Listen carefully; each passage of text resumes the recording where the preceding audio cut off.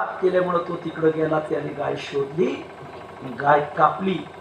तुमचा हात उजवा कारण ठरला म्हणून या जन्मात तो काळिक अपराध. आज तुमचा हात तुटला, बरोबर तो हत्येचं पाप. सज्जन कसा आहे म्हणजे, अरे बाबा माझा हात तोडला पण ज्याने गाय कापली त्याचं काय म्हणजे ऐकायचं का ती सांग म्हणले. तोच कसा या जन्मात त्या बाईचा नवरा झाला आणि तीच गाय ती बाई झाली. आणि बरोबर बाईने बी काटाच काढला, मला का मारून टाकला.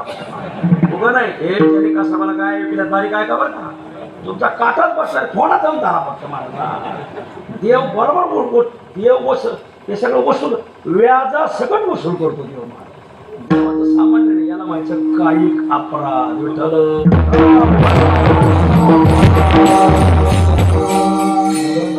वाचिक अपराध तो मागे ठेवतो, मानसिक अपराध, मनाने अपराध. एकदा द्रौपदी स्नान केलं आणि राजमहालात गेली, केस वाळू घालत घातले होते. केस वाळत होती, खालून कर्णाचा रथ चालला आणि नेमकी महाभारताची युद्धात बातमी फुटली होती. कर्ण पांडवाचा भाऊ.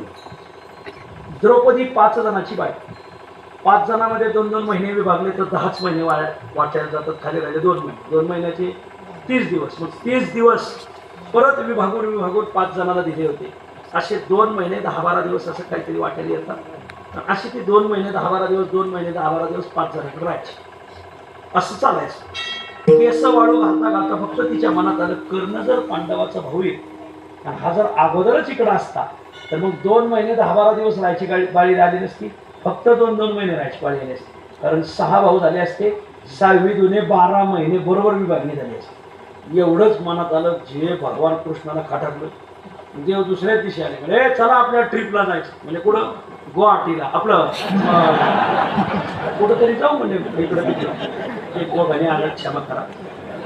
गेले फिरायला गेल्यावर मग खूप मोठं जंगल आणि त्याच्या खूप झाडं झुडपं, खूप भूक लागली. फळच पुढं भेटा, झाडं खूप पण झाडात फळच नाही. एक झाड असं होतं, त्याला भलं मोठं जांभूळ लागलं. असं पिकलेलं जांभूळ पिकल्या पाकलं आणि खूप छान. तुम्ही का असले मला काय सांगितलं, याला अनुभवी श्रोत, बहुश्रुत श्रोत. आणि मग खूप मोठं जांभूळ पिकलेलं पाहिलं. भीम म्हणाल खूपच मोठं जांभूळ आहे, तोडू का, सगळेजण खाऊ. तेवढ्यात भीमाने तोडलं. कापायचं तेवढ्यात भगवान कृष्णाने, भीमा काय चाललंय, आणि कृष्णा भेट भूक लागली, काही मोठं जांभूळ आहे, कापायचं. भगवान कृष्ण म्हणजे कुठे जांभूळ, म्हणजे एवढं मोठं तिपाडा एवढं, म्हणजे हो तिपाडा एवढं आहे, कापायचंय म्हणजे हो. कोणत्या जांभळाचं तोडलं म्हणजे त्या कोणाला विचारलं. भीमांना काय विचारायची गरज आहे. अरे गाव लोक हरभरा बिगर विचारतात उचलून येते, बिगर विचारतात आंबे उचलून येते, बिगर विचारतात मकाची कंच खातेत म्हणल्या. इथं तर काय जंगलात शेतकऱ्याला कोणी विचारला तर जंगलात काय विचारायची. भीमा हे वागणं बरं नव्हतं. भीमांना काय झालं, त्या झाडाखाली, वडाच्या झाडाखाली एक ऋषी बसले, पाहिले का. भीमा हो हो हो बरोबर, त्यांना विचारत पाहिजे. आपण त्यांना काय विचारायचं. हे ऋषी साधना घास खात नाही आणि रोज तपातून उठले का एवढं एकच जांभळ खातात, परत तप करतात, दुसऱ्या दिवशी परत जांभळ, एका दिवसात जांभळ परत. भगवंताने केलेली योजना आहे. त्या माणसाचा आहार खायचा तुम्हाला काय अधिकार आहे. तुम्ही अरे ते जंगलात राहणारे, तुम्ही बंगल्यात राहणारे, तुम्ही तडका लावून खाता, फळावर अधिकार साधूच आहे. मग ते जांभळ तिथं चिटकं, ते साधू उठायचा टाइम झालाय, ते 5 मिनिटात उठणं सगळ्यात भस्म करी असा. तोडलेलं जोडायचं कसं, आपापलं पुण्य खर्ची करा. मग युधिष्ठिर म्हणजे मी जन्मभर धर्माने वागलो असं तर 2 हात हे जांभूळ वर जाईल. ते जांभूळ आपाप 2 हात वर गेलं. वा. अर्जुन म्हणला मी जर जन्मभर कृष्ण भक्तीत उभं आयुष्य घालवलं असेल 2 हात वर जाईल गेलं. भीमाला कोणतीच्याच घासाने माझं पोट भरत असं तर 2 हात वर जाईल गेलं. नको सहदेवाने आपलं पुण्य वर केलं, वापरलं, वर गेलं, 2च बोटं राहिला आता बरं का. हे जांभूळ आणि हे देठाला चिटकायला. वर्म जाणवनिया देठ लावयाला द्रौपदीच्या बोला सवेद आहे. 100 चरणाच्या अभंगात आले बघा. 2च बोटं राहिले. द्रौपदी आता तुझं पुण्य खर्च करा. पतिव्रता होती ना, 5 पतिव्रतेमध्ये द्रौपदीच नावे अहिल्या, सीता, द्रौपदी, तारा, त्यात आमची पापेची आई दारा. विस्तार नको म्हणतो तरी पाहिजे. आणि मग द्रौपदी म्हणजे मी जर खरंच पतिव्रता मावली असेल तर हे 2 बोटं राहिलेलं फळ चिटकत चिटाकलं तर नाही, त्याने पक्ष सोडून दिला. राब दिशी खाली पडलं का भीमाने गदा उचलली. पतिव्रता नाही, पतिव्रता नाही. नकुल सहदेवाने तलवारी काढल्या, सगळे धावले. भगवान कृष्ण म्हणे हो हो हो हो. द्रौपदी खूप रडायला लागली, तर परीक्षेत नापास झाली. जवळ आले. द्रौपदी, काही अपराध घडला? शरीराकडून अपराध कधीच घडला नाही. काही अपराध वाचेकडून नाही. कधी काही मनात आलं होतं का? नाही हो. नीट आठव. नाही हो, काहीतरी आठव. कर्ण पांडवाचा भाऊ हे माहिती झालं. हा हा हा, ह्या बाबाला सगळं माहिती होतं. म्हणजे एक दिवस मी गच्चीवर केस वाळू घालत होते.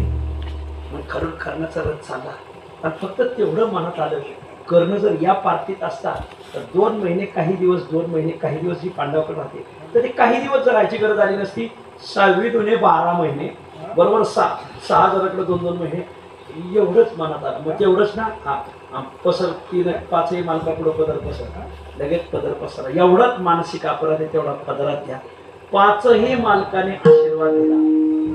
ते फळे गुप्त झालं, ते जांभळे गुप्त झालं, साधू गुप्त, वनच गुप्त, माळालाच उभे राहिले. भगवान कृष्ण हे काय प्रकरण आहे? म्हणजे ते साधू जांभळ बिंबळ हे सगळं मीच उभं केलं होतं. म्हणजे का तुला आमच्या पक्षात आणायचं होतं म्हणून. याला म्हणायचं मानसिक अपराध. द्रौपदीचा देवाने बाहेर काढला. कायिक अपराध सजन कसा आहे, मानसिक अपराध द्रौपदी, वाचिक अपराध कधी कधी बोलण्यातून अपराध करतात. वाचिक अपराधाचे 2 प्रकार. योग्य व्यक्तीविषयी अयोग्य बोलणं वाचिक अपराध. एखादी योग्य व्यक्ती खूप चांगली, अख्ख्या परिसराची त्यांच्यावर भावना, पण परिसरात काहीचा बाजार त्यांच्यामुळे उठलेला असतो, काही येड्यांचं दुकान त्यांच्यामुळे बसलेलं असतं. आणि मग ते चांगल्यावर शिंतोडे उडवण्यात स्वतःची जरा भूमिका जास्त घेतात. खळा सदा क्षुद्र दृष्टी करी कष्टी सज्जन. तुकोबाराय म्हणतात सज्जनाची खेटर तोंडी. काय हो पूर्वार्ध? दुर्जनाची जोडी, सज्जनाची खेटर तोंडी. चांगल्या माणसाच्या तोंडावर खेटर फेकून आणणं हे काही माणसाचा धंदाच असतो. मला वा, सदैव समाजाला चांगल्या माणसाला नाव ठेवणं. एखादा चांगला सगळं वा काय व्यक्ती हे होय, तुम्हाला माहिती आहे का त्याचं? का तू काय माहिती का त्याचा अधिकारी का? सुरूच झालं लगेच उचकायचं. गावगाव भागवताचार्य रामायणाचार्य कमी झाले आणि खपल्याचार्य लय जाणार. कोणाच्या खपल्या काढायच्या. योग्य व्यक्तीविषयी अयोग्य बोलणं हा वाचिक अपराध आहे. पण हा अपराध आजच्या अभंगात आलेला नाही. मग दुसरा एक अपराध, योग्य व्यक्तीविषयी योग्य बोलणं पण विशेषण योग्य न वापरणे. म्हणजे काय? एखादी व्यक्ती खूप छान राहते, पण आपल्याकडे शब्द दारिद्र्य असल्यामुळं त्या व्यक्तीच्या व्यक्तिमत्वाला गवसणी घालता येईल असे शब्द आपल्याकडे नाहीत. आणि आपण जर तसं बोललो तर हा वाङ्मयीन अपराध ठरतो. म्हणजे काय भीमसेन जोशीचं भजन झालं गारात. साताऱ्याला भीमसेन जोशी आहे, सगळे लोक साताऱ्याला गेले. जाता साताऱ्याला असो विस्तार नको. साताऱ्याला गेले, खूप भजन चांगलं झालं. एक माईकवर आला, काय भीमसेन जोशीने जोरदार भजन केलं, आमच्या गावातला गणपा अगदी तसंच गायन भीमसेन जोशीचं आहे. आता काय करा, काय वाईट नाही बोलले, पण भीमसेन जोशीच्या व्यक्तिमत्वाला गवसणी घालता येईल असे शब्द त्यांच्याकडे नाही. वा, हाच अपराध तुकोबाराय म्हणतात माझ्याकडून घेतला. माऊली तुमचं व्यक्तिमत्व ज्ञानदेव वैष्णव मोठा. वा, माऊली म्हणजे काय बोलायचे? जसं सगळ्या नद्या पोटात घालते त्याला समुद्र म्हणतात, तशी माझी माऊली समुद्र आहे. आणि एवढ्या मोठ्या व्यक्तिमत्व माऊली, आणि त्यांचं वर्णन करायला तुकोबाराय म्हणतात मी गेलो, मग त्यांच्या उंचीला गवसणी घालता येईल अशी वाक्य रचना, अशी शब्द रचना माझ्याकडे नाही.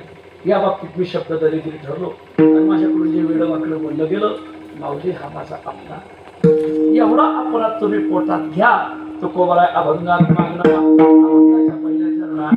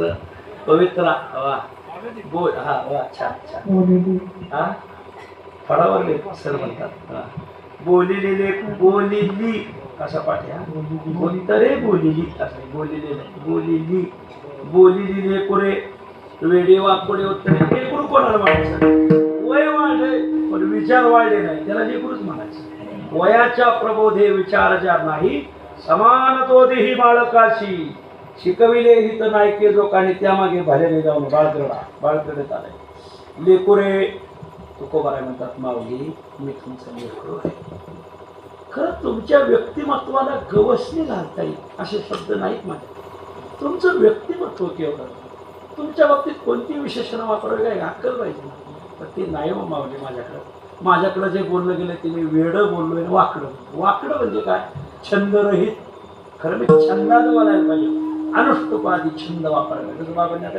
छंद ठाई छंद आहे वा धुमाळी एक ताल जप काय असेल ते छंदात म्हणायला पाहिजे मी तुमचं वर्णन वेगळ्या अनुष्टुपादी छंदात करायला पाहिजे तर छंद वापरल्याने हे माझं वाकडं बोलणं आहे म्हणजे वेडं बोलणं म्हणजे काय अलंकाररहित बोलणं बोलण्यात अलंकार वापरता आले पाहिजे अलंकार म्हणजे नुसते मदन सर म्हणायचं नाही मग ज्यांची थाप पडली का वसंत ऋतूचं आगमन होतंय ते मदन सर त्याला अलंकारिक बोलणं म्हणायचं अलंकारिक असं बोलण्यामध्ये अलंकार वापरता आले पाहिजे सोनं आणि अलंकार यात फरक काय आहे बोला अलंकारातही सोनंच आहे का नाही हा जडण घडण हा बोलणं म्हणजे सोनं आहे आणि अलंकाराने बोलणं म्हणजे जडण घडण करून बोलणं कोणता शब्द कसा वापरायचा काय काय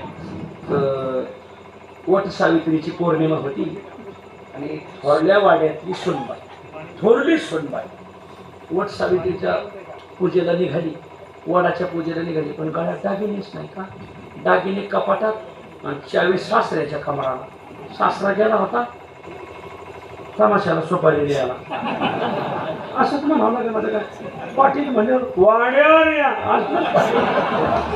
वाड्यात सुका पाटील विस्तार नको त्या बांधाचा विषय काढू नका आणि मग थोडल्या पाटलाची सुनबाई गेली वडाला वेढे घातले दोरा गोंडाळा आंबे ठेवले पूजा केली बाया गप नाही बसणार बाया म्हणल्या का कोणाची सुनबाई म्हणजे थोरल्या पाटलाची ना हा गळ्यात तर फुटका टाकी नाही दुसऱ्या बाया म्हणल्या पाटला काय नाही त्या पाटल्याच बिकायला लागलीत म्हणल्या कर्ज बाजारी झालीत म्हणजे पाटले मग हे ऐकलं त्या मुलीने सुनबाईने ऐकलं घरी लय दागदागिने होते फक्त म्हाताऱ्याकडे कपाटाची चावी गेल्यामुळं अशी तन करीत आली पण घरी आली तर म्हातारा येऊ म्हातारा मग तिने भांडे आपल्याला सुरुवात केली म्हातारा म्हणाला काय झालं सुनबाई काय झालं अख्ख्या गावात इज्जतीचा पंचनामा झाला म्हणजे काय झालं ते गेले होते वाडाला मग सगळ्या बाया म्हणल्या थोड्या पाटलाची सुनी गळ्यात दागिना नाही काहीच नाही म्हातारं बी असं निरसाळ होतं महाराज पाटीलच होतं ते मला दागिना नाही म्हणून गाव बोललं मग दागिने होते कपाटाच्या वरच्या कप्प्यात त्यांनी चावी काढली वरच्या कप्प्याचे नाही खालच्या कप्प्यात सोन्याच्या चिपा होत्या चिपा फरच्या केलेल्या होत्या सोन्याच्या दोन नवे उपारण्या 5 किलोची चिप एका उपारण्यात 5 किलोची चिप एका उपारण्यात पुढून एक चिप टांगेली मागवण्यात दाखव गावाला गाव काय म्हणते यांच्याकडे सोनं नाही दाखव आता मला सांगा गळ्यात 10 किलो सोनं घातलंय ते शोभून दिसेल गाव सुनबाई म्हणली सासरे बा अहो मी काय म्हैस येऊन गळ्याला 10 किलो सोनं पण दिसायला देख नाही का मोघम बोलणं म्हणजे सोन्याची चीप आणि त्याचा दागिना घडून बोलणं म्हणजे अलंकारिक बोलणं वा अलंकार वापरता आले म्हणजे अलंकार वेगळ्या अलंकाराने वर्णन करता आले पाहिजे तुकोबाराय म्हणतात माऊली या बाबतीत मी दरिद्री ठरतो तुमच्या बाबतीत मला अलंकार वापरता आले हे माझं वेडं बोलणं आणि वाकडं बोलणं म्हणजे छंदात बोलणं एक मोठा सावकार होता आणि त्याला तो छंद प्रेमी होता त्याच्या घरात 40-50 कामगार मोठा बागायतदार होता सगळ्याला शिक्षा हे बघा पगारच देणार नाही काही बोलायचं असं तर छंदात बोलायचं काही बोलायचं असं तर काव्यात बोलायचं आता काय करा पुढे मी तसंच म्हणत काव्यात बोलायचं म्हणजे तो पुढं मोठा वाडा होता सावकार गेलं बाजारात काय कोण जाणे वाड्याला लागली आग. मग आता ते कट 2 महिन्याचा. आणि मग ते कामगार होते ते सावकाराला सांगायला लागले, काय सांगावं सावकार, काय सांगावं सावकार, पेटला की आपला दरबार, ओलव करी विधवा विधवा ओ सतवय, काय सांगावं सावकार. नीट सांगितलं तर 2 महिन्याचा पगार छंदात सांगायचं. मग कोणतरी सांगितलं सावकार, ते काय काम करणार होता ज्याने दुसरा सांगणार तो तर वाला पेटलाय, त्याने त्या कामगारच्या तोंडात होते मोठा आणि पाठदिशी सांगायचे, त्याने पाठदिशी काय सांगायचे, तुम्ही सांगितलं 2 महिन्याचा पगार कट, म्हणून काय सांगा सावकार म्हणाला पडव्या, अशी गोष्ट अशी मोकळ्या अंगाने सांगायची, जरा मोठ्याने आरडा वारडा करून सांगायचं ना. मग त्या कामगारांनी ध्यानात ठेवलं, आजपासून काही सांगायचं असेल आरडा वारडा करा. मग 10-15 दिवसांनी घरात आलं पाहुणं. सावकार सांगितलं, हे जा 5-15 पाहुणे आले, चहा खा. ते आज गेलं घरात, कोणते सांगितलं साखर नाही. त्याने सांगितलं सावकार सांगितलं मोठ्याने, सावकार साखरच संपली, आता काय सांगावा, हे काय यांच्या पोटात घालणार तुम्ही आता, साखरेचं जाणं नाही. सावकार म्हणाले काय हिचं तिचं पण मी कारखान्याचा चेअरमन, आता कारखाना खाल्लाय म्हणून कारखाना बंद पाडला. ती गौण गोष्ट आहे, गौण गोष्ट आहे. एवढे सांगितलं मोठा तो काही कळत नाही. काही गोष्टी सावकाश सांगायच्या, हळू सांगायचं, तेवढं ठीक. काय कोण झाले, पण त्या दिवशी त्याची वैरणीची गजच पेटली. आणि मग ते आलाच ते काम सावकार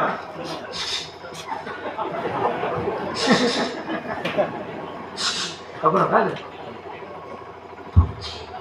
वैरणीची गज पेटली.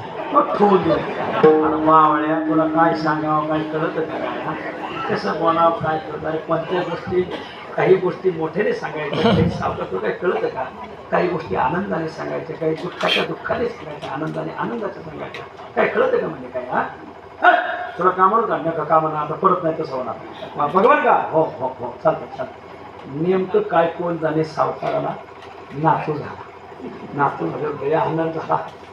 ते सावकारापुढे येऊनच उभा.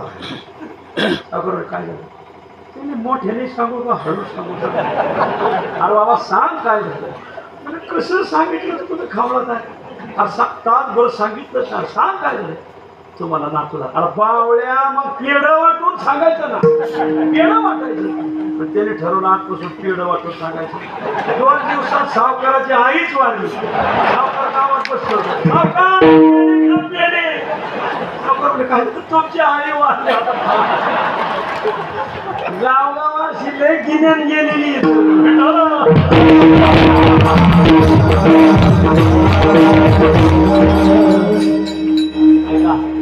माऊली, तुमच्या बाबतीत मला छंद वापरता आले नाही, वाकडं बोल. बर, तुमच्या बाबतीत मला अलंकार वापरता आले नाही, रस वापरता आले नाही. नवरस आहे, अनेक अलंकार. वेड बोलणं, वेडे वाकडे उत्तरे बोललोय.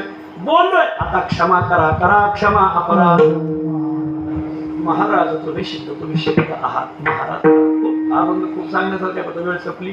काही माणसं उशिरा आलेत, नाही कीर्तन हाती लागलं तर निदान 2 घास तरी हाती लागले पाहिजे. तुम्हाला त्यांचाही विचार करणं गरजेचं आहे. नाही विचारला अधिकार आपला, तुमच्या अधिकाराची विचारणा करायला पाहिजे, पण नाही घडली माझ्याकडे. करा क्षमा अपराध. महाराज तुका म्हणे ज्ञानेश्वरा, राखा तुमचा पाय करा क्षमा अपराध. महाराज हा धरणेकरी प्रकार नाही. आता सांगत त्याचा वेळ संपलाय. कधी योग आला तर मला धरणेकरी सांगायचं सांगा. आमच्या महिपती महाराजांनी लिहिलंय म्हणून मी सांगू शकतो. आम्ही महिपती महाराजांच्या जवळचे खूप छान धरणेकरी प्रकरण लिहिले. त्या प्रकरणात हा म्हणणे करा क्षमा अपराध. महाराज विष्णू महाराज गायक वादक, गावगावचे गाव कारभारी, सगळे कारभारीने ठरवलं आपण विष्णू महाराजांमध्ये जाऊन. दमाने आले कारभारी, दमान असो तर सगळी मंडळी आले. खूप आनंदाने उत्सव तुम्ही केला. पांडुरंगाच्या कृपेने अशी पांडुरंगाला प्रार्थना.